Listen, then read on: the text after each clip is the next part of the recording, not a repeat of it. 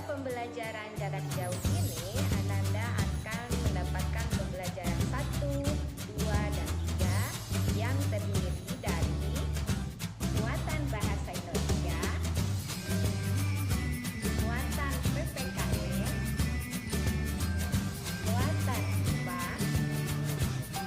muatan SPP, dan muatan IPS. Pada subtema 2 ini, kalian akan belajar tentang manusia dan lingkungan. Perhatikan gambar berikut. Salah satu cara untuk memperoleh tubuh yang sehat dan kuat, maka kita harus sering berolahraga. Saat berolahraga, semua anggota tubuh bergerak, termasuk organ gerak. Olahraga dapat dilakukan di mana saja, misalnya olahraga lari. Olahraga lari tidak memerlukan tempat khusus. Kamu dapat menggunakan lingkungan di sekitarmu sebagai tempat untuk berolahraga lari. Pada pembelajaran 1 ini di muatan IPA, kalian akan belajar tentang aktivitas-aktivitas untuk menjaga kesehatan alat gerak. Nah, otot dan tulang seperti kita tahu, mereka bekerja secara bersama-sama agar anggota tubuh kita dapat bergerak. Nah, bagaimana cara agar otot dan tulang tetap kuat? Pertama, mengonsumsi makanan dan minuman yang sehat, dan yang kedua, menjaga pola makan teratur. Lalu, makanan yang baik untuk pertumbuhan tulang dan otot antara lain susu, daging, sayur mayur, dan telur. Berikutnya, tulang sebagai alat gerak manusia. Nah, fungsi tulang ada 3. Yang pertama, menopang tubuh. Kedua, memberi bentuk tubuh. Dan yang ketiga, tempat melekatnya otot-otot. Tulang itu sendiri dibedakan menjadi beberapa bagian. Berdasarkan bentuknya, tulang dibagi menjadi 2 macam. Ada tulang pipih dan juga ada tulang pipa. Tulang pipih contohnya tulang telapak tangan dan tulang rusuk, sedangkan tulang pipa contohnya tulang paha dan tulang lengan. Berdasarkan zat penyusunnya, tulang juga dibagi menjadi 2 macam. Ada tulang rawan dan juga tulang keras. Tulang rawan contohnya adalah tulang telinga atau tulang hidung, serta kalau tulang keras contohnya adalah tulang tengkorak. Nah, sekarang kalian perhatikan gambar berikut.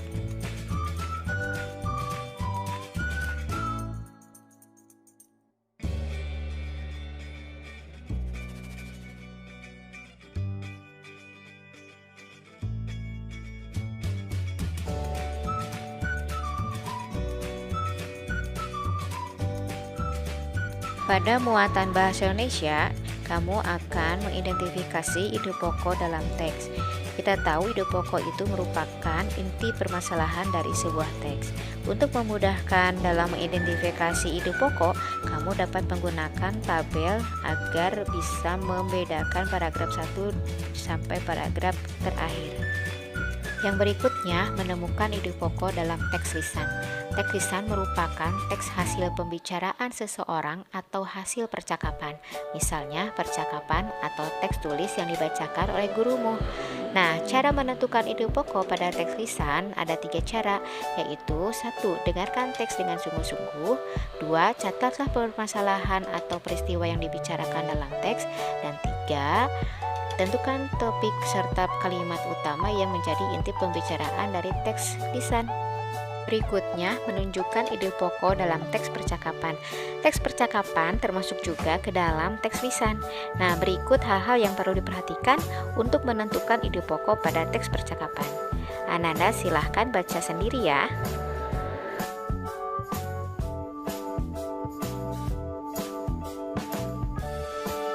Selanjutnya, pada muatan SPDP, Ananda akan belajar gambar cerita pada cover. Cover adalah tulisan dan gambar yang terdapat di halaman terdepan pada sebuah buku. Gambar cerita pada cover harus mewakili isi dari buku tersebut. Berikut beberapa unsur yang memenuhi cover pada sebuah buku. Pertama, jenis huruf pada judul buku harus menarik. Kedua, kalimat penjelas judul singkat dan mudah dipahami. 3. Terdapat nama penulis. 4. Terdapat identitas penerbit. 5. Memiliki gambar yang menarik dan sesuai isi. 6. Terdapat sinopsis isi buku pada cover belakang. Tujuannya agar pembeli atau pembaca mengetahui isi buku secara garis besar. Dan ketujuh, memiliki identitas buku pada punggung buku. Nah, agar Ananda lebih paham, silahkan perhatikan contoh cover pada sebuah buku berikut ini.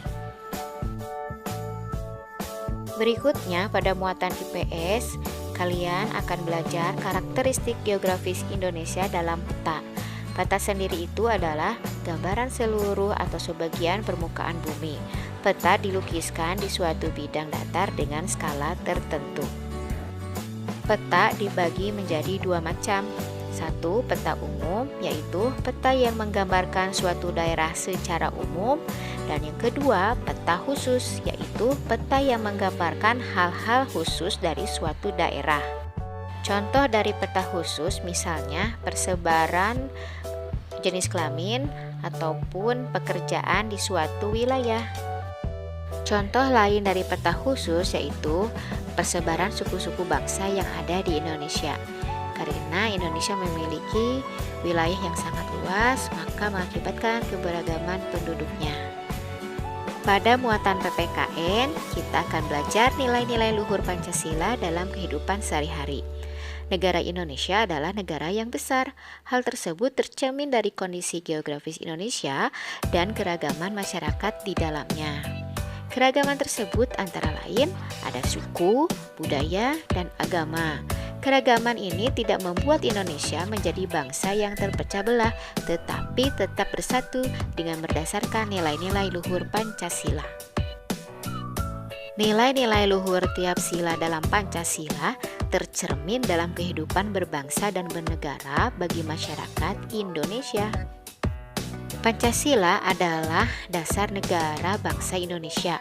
Oleh karena itu, perilaku dan sikap masyarakat harus mencerminkan nilai-nilai luhur Pancasila. Meskipun demikian, kita masih sering menjumpai perilaku orang-orang di sekitar kita dalam kehidupan sehari-hari yang tidak mencerminkan nilai-nilai Pancasila. Nah, pada tabel berikut merupakan perilaku yang tidak sesuai dengan nilai-nilai Pancasila, baik di lingkungan rumah, sekolah, maupun masyarakat. Nah, sebagai warga negara yang baik, sudah sepatutnya kita berperilaku dalam kehidupan sehari-hari sesuai dengan nilai-nilai Pancasila.